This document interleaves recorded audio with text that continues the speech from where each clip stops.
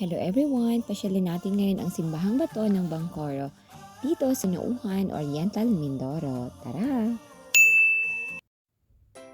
So ang simbahang bato ng Bangkoro dito sa Oriental, Mindoro ay itinatag ng mga paring Agustino noong 17 siglo nang sila ay magtayo ng kanilang panahanan sa nasabing lugar upang himukin ang mga Pilipino sa Katolisismo.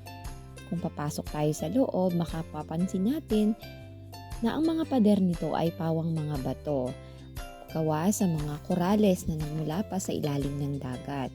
Ito ay nagsilbing bahay, dalanginan at kanlungan ng mga tumatakas laban sa pananakop ng mga Moro. Kung mapapansin ninyo, sa ngayon, marami nang nagbago sa simbahan. Gawa na rin ng napakatagal na. Pero makikita pa rin ang orihinal na mga pader na yari sa bato. Dinarayo pa rin ito ng mga turista hanggang sa kasalukuyan. Ito na rin ay dahil sa kasaysayang dulot nito. Kaya kung ikaw ay magagawi sa Nauhan Oriental Mindoro, pasyalan mo rin ang simbahang bato. Yun lamang po at maraming salamat!